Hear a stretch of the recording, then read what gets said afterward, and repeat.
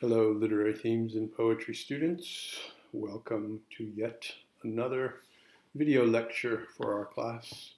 Today, the focus of our studies will be William Wordsworth's famous lines composed a few miles above Tintern Abbey on revisiting the banks of the Wye during a tour July 13th, 1798, commonly referred to simply as Tintern Abbey. The title obviously gives us a whole bunch of information relevant to the composition of the poem. Lines composed. This is the poetry being written. A few miles above Tintern Abbey. This is the place where the poem is being written. On revisiting the banks of the Wye during a tour. This is the circumstances of the poem's composition. Revisiting, in other words, going back to a place he was before. And the date, July 13th, 1798. So here we have, as I said, a great deal of information portrayed just in the title.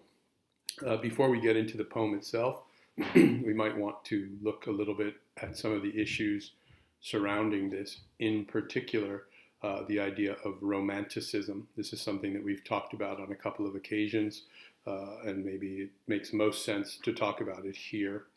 Romanticism was a philosophical and artistic movement occurring at the end of the 18th and the beginning of the 19th century. It's typically seen as a reaction to neoclassicism. Neoclassicism was a perspective in the arts and in philosophy that was rather dominated by logic and order. And the Romantics, the Romantic poets, and the Romantic philosophers championed other more esoteric aspects of human experience, the irrational, things like dreams, the sublime, the experiences of childhood, and things like that. The natural world was a big preoccupation of theirs. The power of artistic creation as well. Those are all very, very prominent Romantic themes.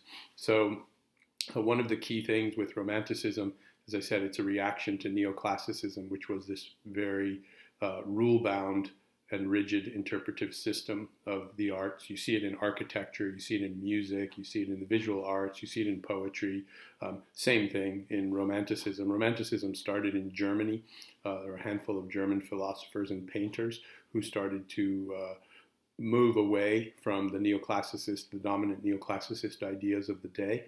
And so they were looking for something else. They felt that rationality and logic wasn't the only thing that defined human experience. And in fact, from the perspective of an artist, those might be rather unreasonable things to focus most of our attention on.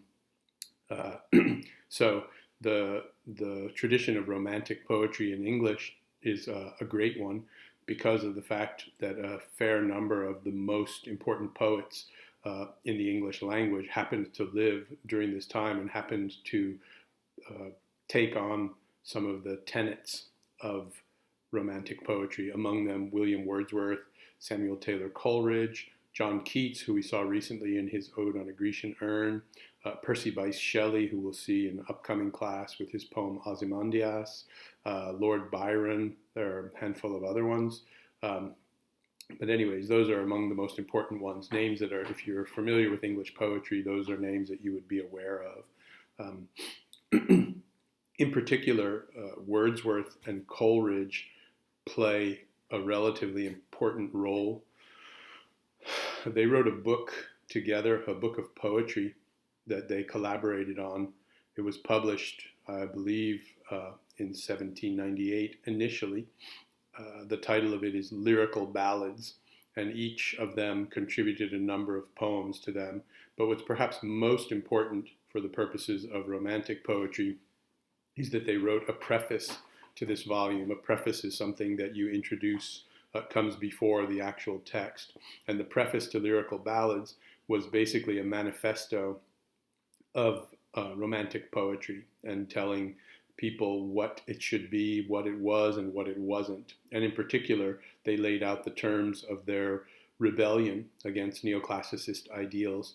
And what they wanted, what they hoped that poetry would become, is a different form of expression. The thing about the neoclassicists is that they are, like much of the poets that we've read so far in the semester, they're somewhat elite and exclusive. In other words, if you're just a normal, everyday person, you probably can't relate to a lot of the things that these people are talking about. Perhaps you can't relate to the topics that you're talking about, and more specifically, you can't relate to the way that they talk about them. The poems have a very particular structure. The lexicon is very erudite. It has to be, you have to be quite educated, and the formality of it is somewhat imposing and sometimes what people say as off-putting.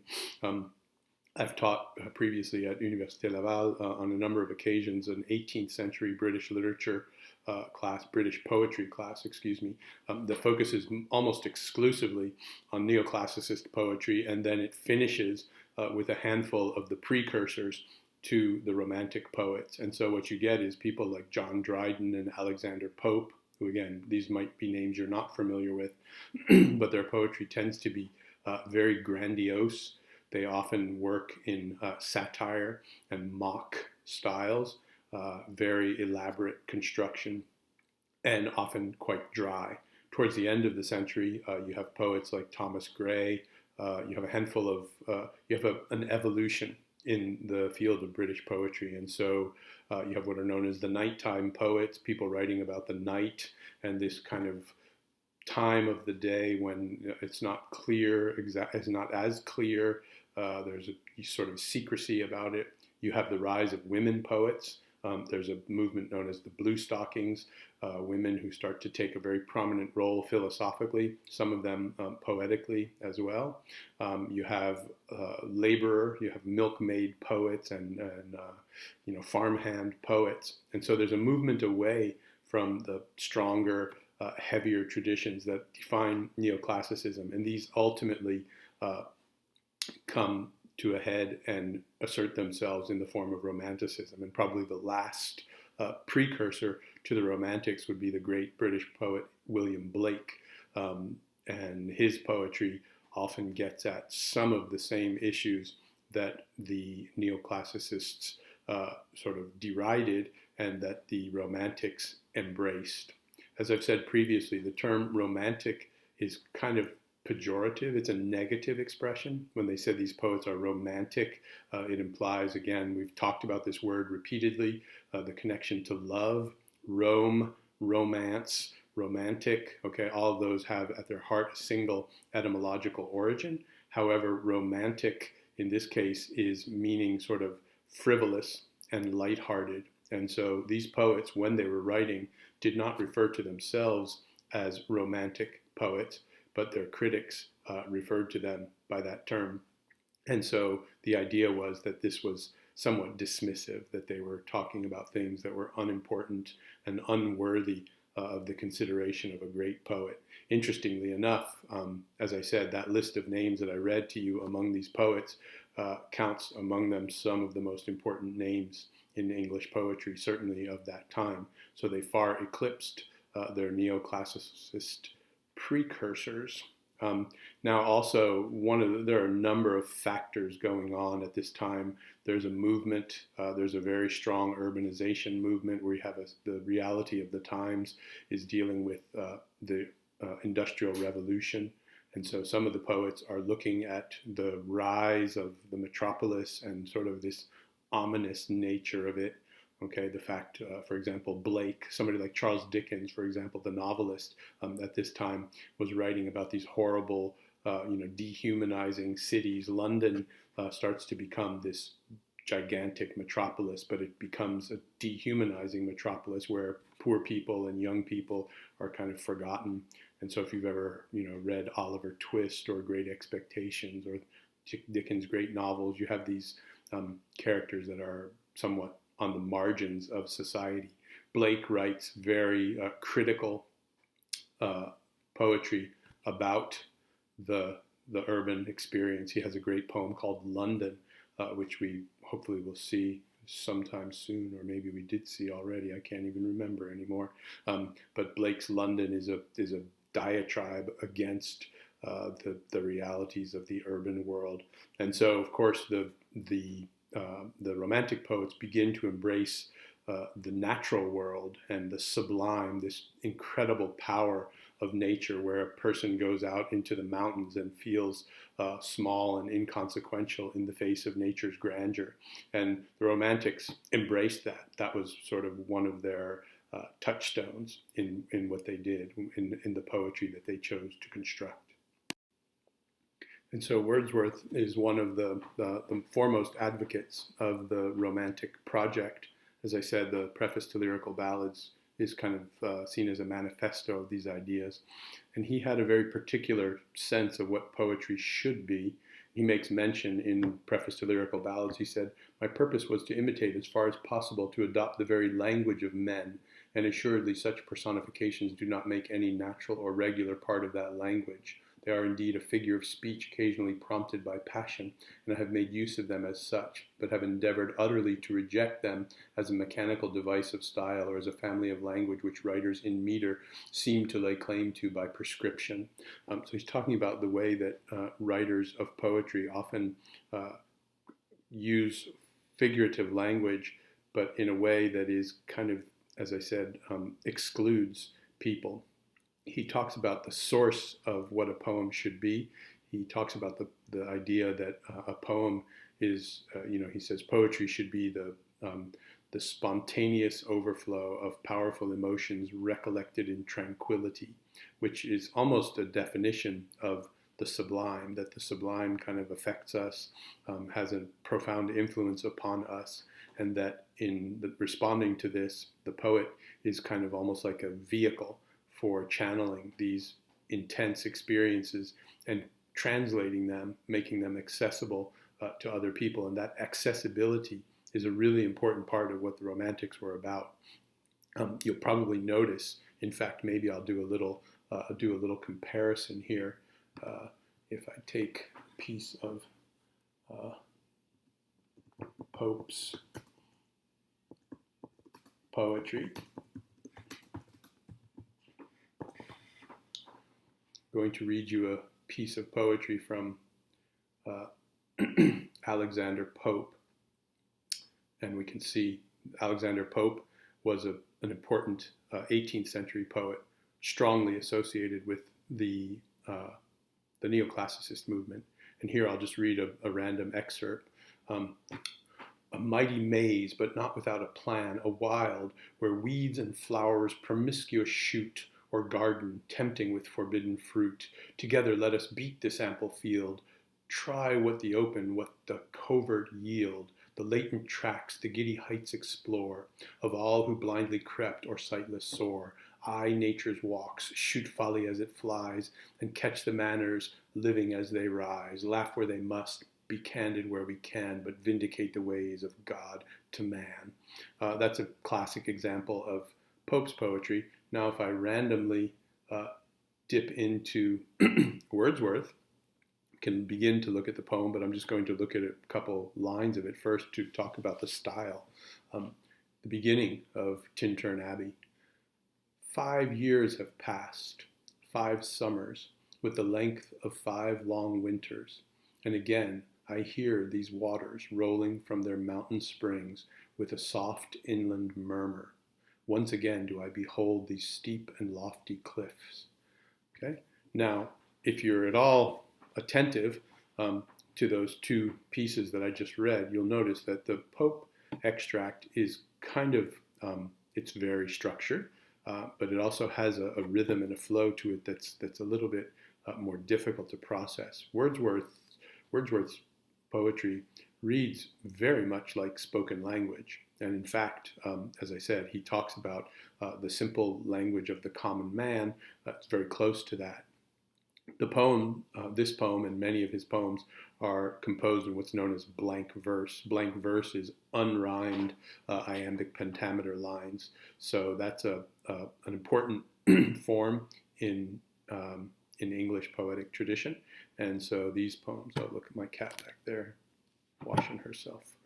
She's all happy. That's good to know. So anyways, these poems have a bit more as I said, a rhythm and a language that seems more approachable, more like the language that we speak. Now, not all the Romantics have that, but this was Wordsworth's one of Wordsworth's most important aspects of his poetry.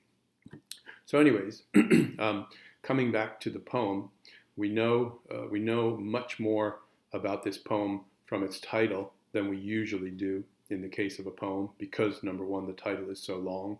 So we know the date, we know the place, we know the context, and we know that the composition is associated with all of these things, right? So a key thing here is the word revisiting the banks of the Wye, because it implies that he's been there before and now he's coming back a second time.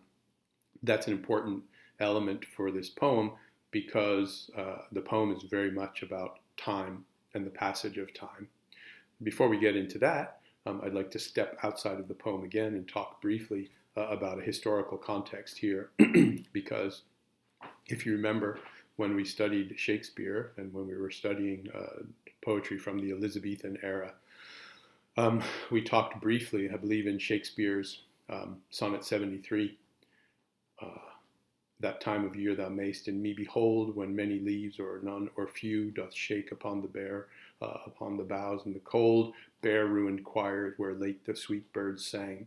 I think I got the rhythm off of that a little bit. I missed a word or two. But anyways, the bare ruined choirs in that poem, Sonnet 73, were a reference to the monasteries that had been sacked during the time of Henry VIII. And I think we talked about this briefly. I'll reiterate some of that conversation. In the 1530s, Henry VIII, Henry Tudor, the English monarch, broke with the Church of Rome. He wanted to divorce his wife because she was not giving him a male heir. And so he founded the Anglican Church, the Church of England, where he was the leader rather than the Pope, who was the leader of the Church of Rome. And so he sacked the monasteries over the course of the coming years. He and many of the people in his power went to the monasteries, which were repositories of great wealth, artistic wealth and other wealth, and they broke into them and they broke them up. And so many of the monasteries and the abbeys in England were ruined at that time. And so if you go to travel in England and you find Catholic monasteries, which typically predate this period, 1500s, they will be ruined usually. And so Tintern Abbey is one of these places. It's in the middle of the country. It's in the northern part of England, and basically it's a place where you have this remnants of an abbey. And so this is out in the countryside, and Wordsworth was appreciative of this place. It has kind of a meditative quality about it.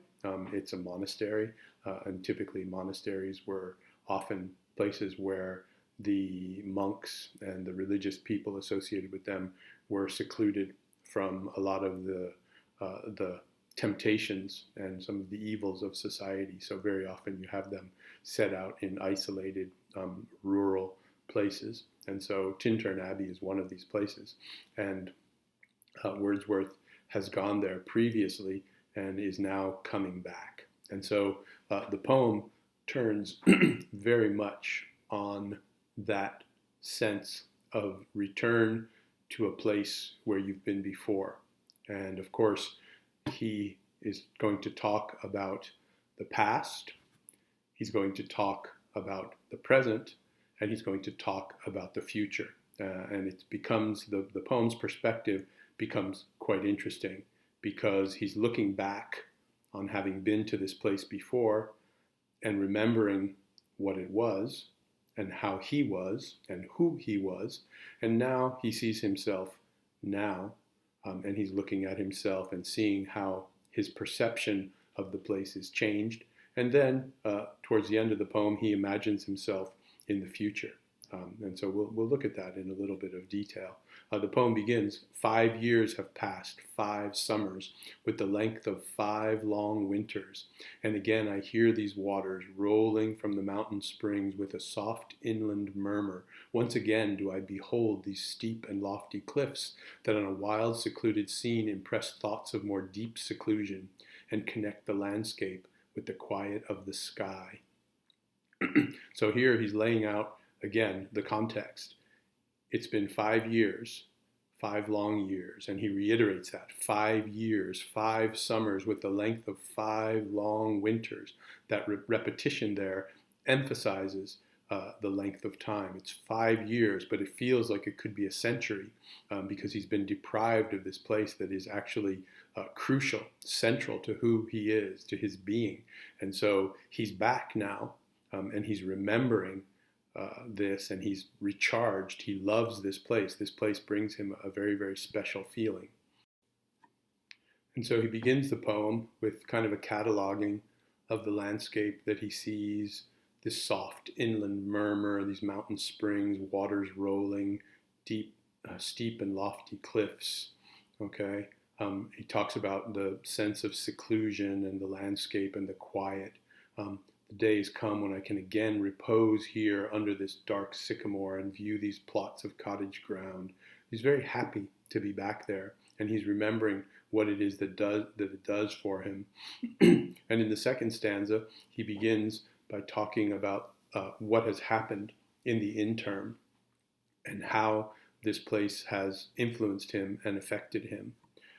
These beauteous forms, through a long absence, have not been to me as is a landscape to a blind man's eye, but oft in lonely rooms and mid the din of towns and cities, I have owed to them, in hours of weariness, sensations sweet, felt in the blood and felt along the heart, and passing even into my purer mind with tranquil restoration, feelings too of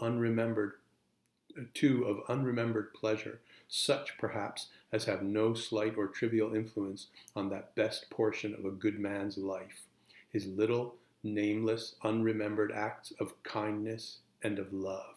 Now that's a very big statement that he's making there. He's talking about this place where he's standing right now in this area above Tintern Abbey on the banks of the Wye on this particular date in 1798. And he's remembering having been here 5 years before and how it had influenced him. And what he's most remembering is not necessarily what happened when he was there, but what happened when he went home. So he goes back to the city, and this landscape is almost present with him. And he says, it has not been to me as is a landscape to a blind man's eye.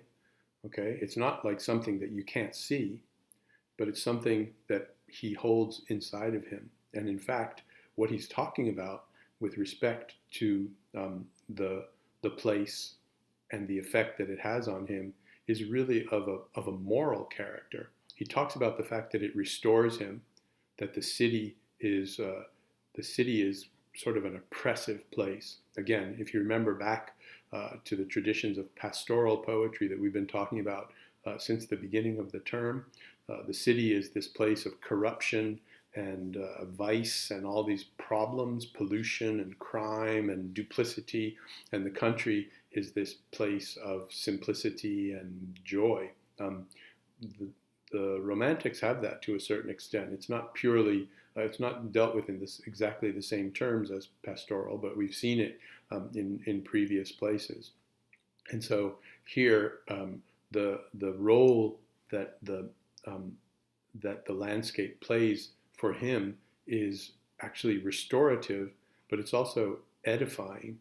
And he talks about the fact that, number one, it gives him tranquil restorations and feelings too of unremembered pleasure.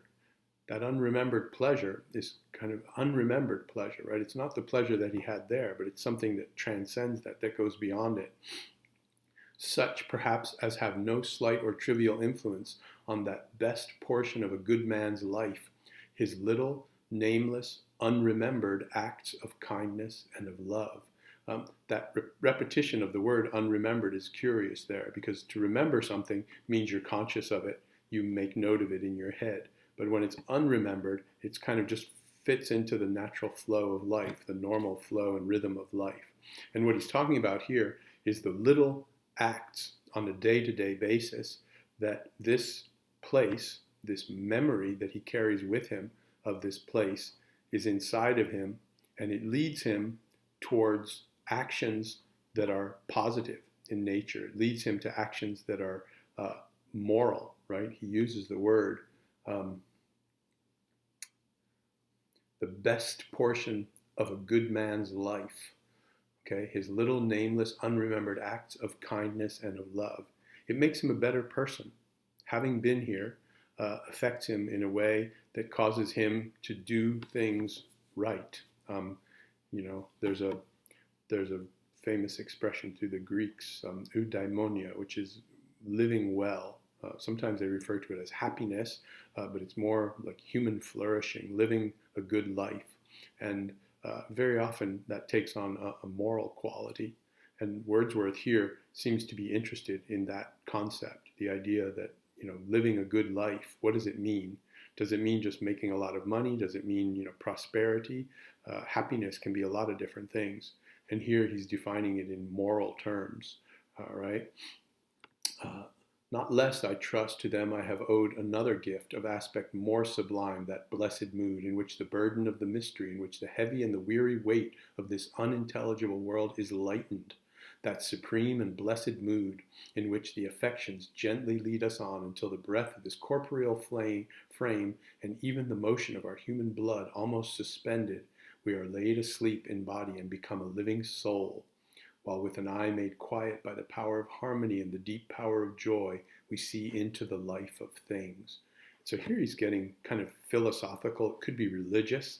Some people ascribe to Wordsworth what's known as a pantheistic view, where he sees God in things, in everything, and his view on the world, again, this view of the world around him, and his place as a human in his corporeal frame, his body. And he's talking about his place, sort of how he navigates the world. Now, of course, much of it has to do with the reality. Here he is on his holiday, a tour on the Wye out in the countryside, but his normal reality is living in an urban setting, living with people and, interacting with lots of people. Here he is alone, it appears. Actually, if you're an astute reader of the poem, you realize that he's not alone later on. But at this point, we don't know that. He seems to be alone. He's out here in the wilderness, and he's marveling at the beauty of the place, and he's remembering what he lived when he came here before and how it has affected him in the previous years, in those 5 years, those 5 long years where he was back in the city, and remembering this and how it affected him both in his mind and in his body, and bringing him towards the power of his soul, right, where there's this deeper sense of awareness associated with what he has lived in this place. And it gives him almost an insight, that last line, we see into the life of things. If you think about that, if you break that line apart, it's suggesting a deeper understanding, right, of almost a preternatural awareness of things that we don't typically get, right? The life of things, what does that mean? Things is things that are not people. It might be, it could be objects, it could be other things. Do they have a life? But it's a sense of this deeper, fuller, thorougher understanding of the world that he inhabits. And his recollections continue not only to how the place has affected him in those intervening years, but also he looks back on himself when he came here previously, and he remembers the person he was. Now, of course, he was 5 years younger than he is now. We can see the time frames in the poem very symbolically. This first trip that he took to Tintern Abbey in the past, he describes himself in terms as kind of immature, youthful, perhaps naive, and he's very enthusiastic to be there, but he's kind of now looking at things with a bit more of an adult level of maturity, and he's somewhat critical of the way he acted and his attitudes at that time. And now, with the gleams of half-extinguished thought, with many recognitions dim and faint and somewhat of a sad perplexity, the picture of the mind revives again. While here I stand, not only in the sense of present pleasure, but with the pleasing thoughts that in this moment there is life and food for future years, And so I dare to hope, though changed no doubt from what I was when I first came among these hills, when like a roe I bounded over the mountains by the sides of the deep rivers and the lonely streams, wherever nature led, more like a man flying from something that he dreads than one who sought the thing he loved. For nature then, the coarser pleasures of my boyish days and their glad animal movements all gone by, to me was all in all. I cannot paint what then I was. Okay? He's presenting an interesting picture of himself as a young person. And of course, there are a number of issues related to youth and aging. And here he portrays some of that physical dynamism, right? When he was a young boy, he bounded over the mountains by the sides of the deep rivers like a roe. Okay, a roe is a deer. So he's jumping around in the wilderness like a deer, right? And he's very, very energetic, very dynamic, going wherever nature led, almost this frenzy of activity, more like a man flying from something that he dreads than one who sought the thing he loved. That's an interesting line, right? Running away from something that he dreads rather than running to something he loves. And then he talks a little bit about his lack of understanding. As a young man, he was incapable of perceiving some of the things that he's perceiving now. So in that previous stanza, he's been talking about this spiritual recharging that he gets from coming to this place, and this, as I said, this dynamic quality that's there, that when he was younger, it wasn't that. It was something else. And so he's also positioning himself in the beginning of that stanza, looking forward. So he sees himself as a young man in the past. He sees himself as perhaps an adult, mature man in the present, and he's beginning to wonder what it will be like in the future when he comes back here, right? Of present pleasure, but with pleasing thoughts, that in this moment there is life and food for future years. Now, what is the genesis of that thought? Why is he thinking about the future? Because in the present, what he's thinking about is how here he is now, what happened in the previous trip, and all of the succeeding time influenced him.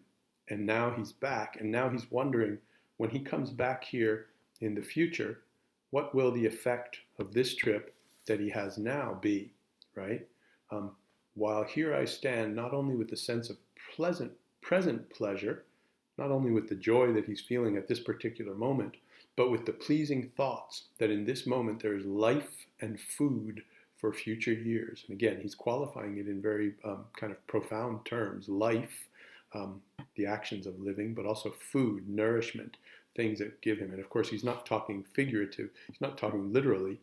He's talking figuratively, right? Metaphorically, that this food that he's talking about is kind of spiritual food. It's not things that he eats. And so he imagines himself going and being able to again take away from this trip what he has, what he did in the past. Not for this faint eye, nor mourn nor murmur, other gifts have followed. For such loss I would believe abundant recompense. For I have learned to look on nature, not as in the hour of thoughtless youth, but hearing oftentimes the still sad music of humanity, not harsh nor grating, though of ample power to chasten and subdue. And I have felt that a presence that disturbs me with the joy of elevated thoughts, a sense sublime of something far more deeply interfused, whose dwelling in the light of setting suns and the round ocean and the living air and the blue sky and in the mind of man, a motion and a spirit that impels all thinking things, all objects of all thought, and rolls through all things. Okay, there really is this very strong spiritual sense in the poem, and that what he's getting at is more, it's not only physical. Why do you go to the woods? Why do you go hiking? If you go to the Parc Jacques Cartier or something of the sort, you're trying to escape your daily routine and get out and breathe the fresh air. But Wordsworth is seeing something else. He's seeing a feeling of being part of life, being part of something that's much bigger than just him, right? And so in the end of this stanza, he's talking about the perception of what it is he's experiencing, right? He's going to this place in the countryside, but he's internalizing the experience of this place. Remember, we talked previously of his comment that poetry is the spontaneous overflow of powerful emotions recollected in tranquility. In other words, you have this experience, this very intense, personal, intimate experience that you live, and then you transform that in time after having lived the experience. You use the experience as the catalyst, as the genesis for the poetic act. And so what he's doing is he's eventually taking the thing that happens to him and he's transforming it into these words. Therefore, I am still a lover of the meadows and the woods and mountains, and of all that we behold from this green earth, of all the mighty world of eye and ear, the things that we can perceive. But what they half create and what perceive, well pleased to recognize in nature and the language of the sense, the anchor of my purest thoughts, the nurse, the guide, the guardian of my heart and soul, of all my moral being. So here we have the genesis of something deeper, something more profound, more spiritual in a sense. And so in the final stanza of the poem, he reveals to us something else, as I mentioned earlier. Not perchance, if I were not thus taught, should I the more suffer my genial spirits to decay. For thou art with me here upon the banks of this fair river, thou my dearest friend, my dear, dear friend, and in thy voice I catch the language of my former heart, and read my former pleasures in the shooting lights of thy wild eyes. Okay? Suddenly, we have an apostrophe. Okay? An apostrophe is a direct address. Okay? We've seen this. Recently, we saw this in Keats's Ode on a Grecian Urn, where the curious quality of that apostrophe is precisely that he's speaking to the urn. We've seen it in Seamus Heaney's Punishment, where he's speaking also to the body of the Windaby Bog Girl that he's viewing. And so here we have a direct address. And the person that he's speaking to is his sister, who was actually a famous poet in her own right, Dorothy Wordsworth. And so she used to live for a spell with him and with Coleridge.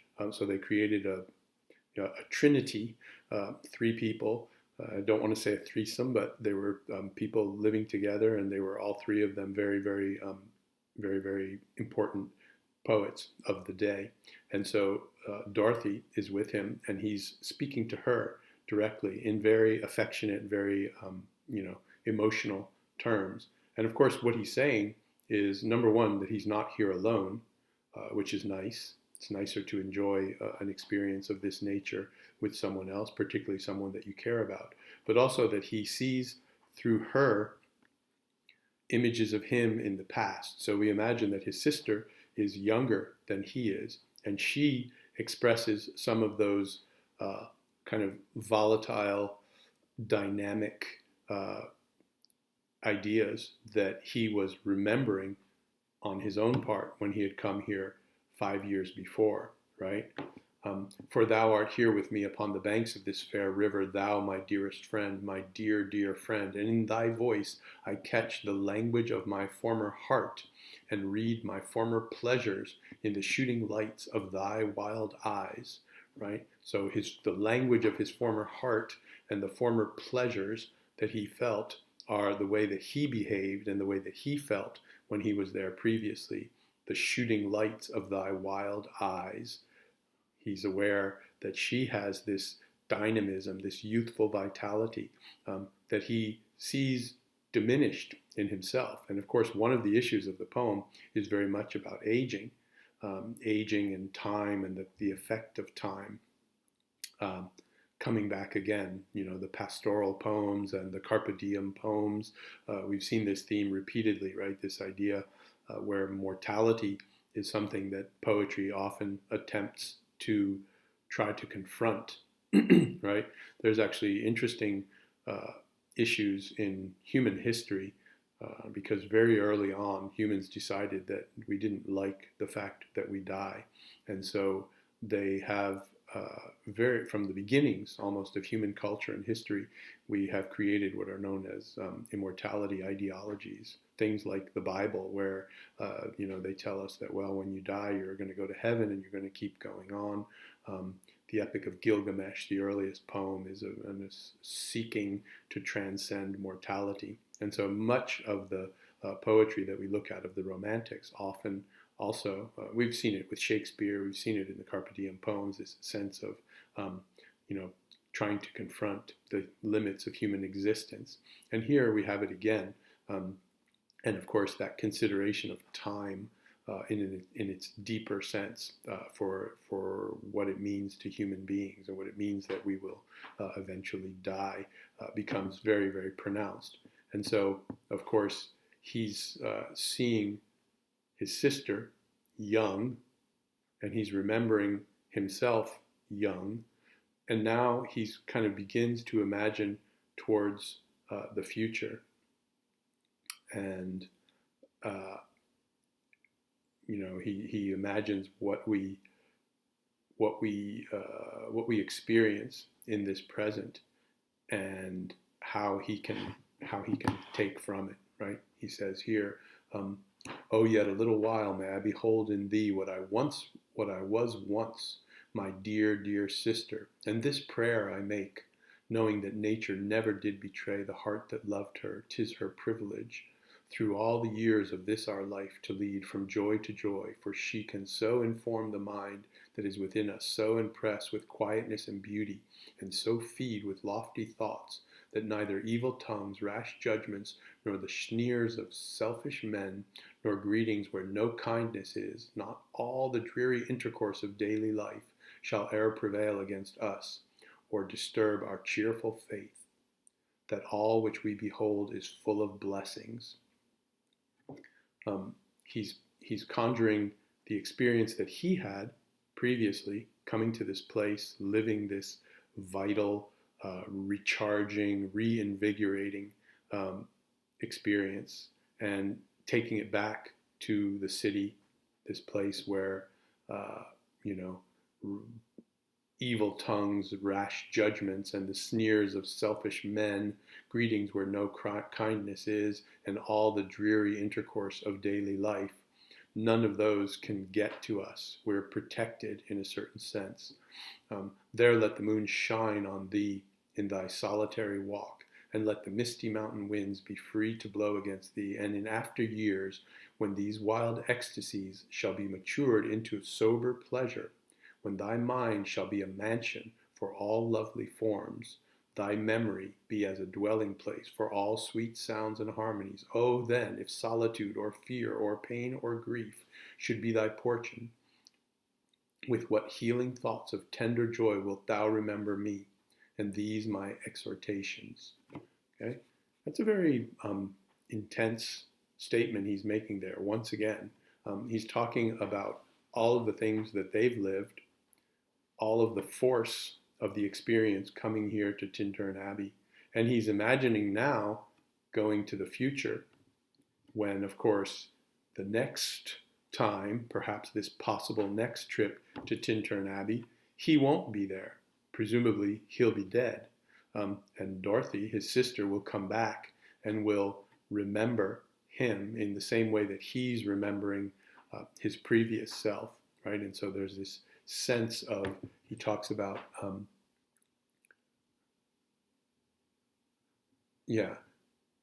when these wild ecstasies shall be matured into a sober pleasure.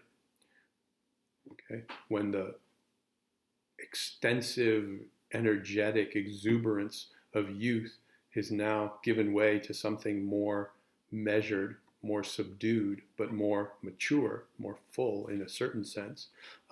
This is, of course, alluding to his departure.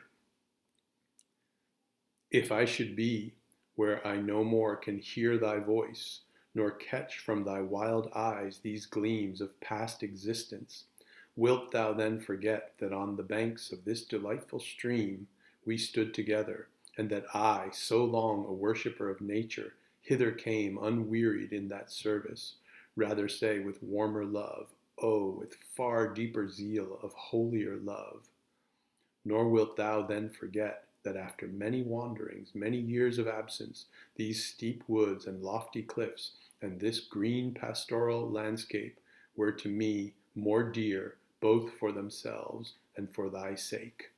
And so the closing comment is really zeroing in on his departure and the fact that he will be no more and that she will continue to be, and presumably either come back to this place or recollect the joys of what this place meant to him, and to remember not only her feelings of it, but also to conjure his feelings, right?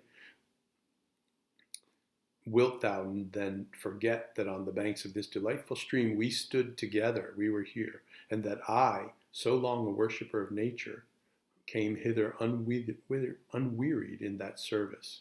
Okay, so he's talking about his reality of coming here, the circumstances that he came here with, and again he returns to many of the lines at the beginning of the poem. We talk about the steep woods and lofty cliffs, this green pastoral landscape, and so he's kind of bringing to the close his understanding of the place and conjuring for her an understanding of the place as well. So there you have a rather brisk run through William Wordsworth's famous Tintern Abbey. Wordsworth is a really enjoyable poet if you're interested in pursuing. He's written some very long poems. The Prelude was one that he reworked throughout his career, and it had some of these similar themes of pastoral, but also this, as I said, this pantheistic, this idea that the natural world has a kind of a godlike capacity to it. So if you're looking for other poems or poets to read, that's an interesting one. So for our next class, I will give you a reading assignment. We're going to look at a couple women poets, two important female poets that have kind of a curious parallel with them. The first one is Emily Dickinson, and on page 112 in the course pack you have Because I Could Not Stop for Death, short, interesting poem. And then the second poet that we're going to read is a woman by the name of Sylvia Plath, a 20th century poet. And the poems we're going to read are Lady Lazarus on page 129, 130, and Daddy on page 131. So if you could read those for our next class meeting, and we will have another video module for that. Also, we will be having our Zoom conferences in advance of the due date for the term papers. So if you would like to take advantage of those, I would heartily encourage you to do so. If you have any questions, you can certainly communicate with me via Mio, but the video conference Zoom calls are certainly an easy place to get information quickly and freely. So have a nice day.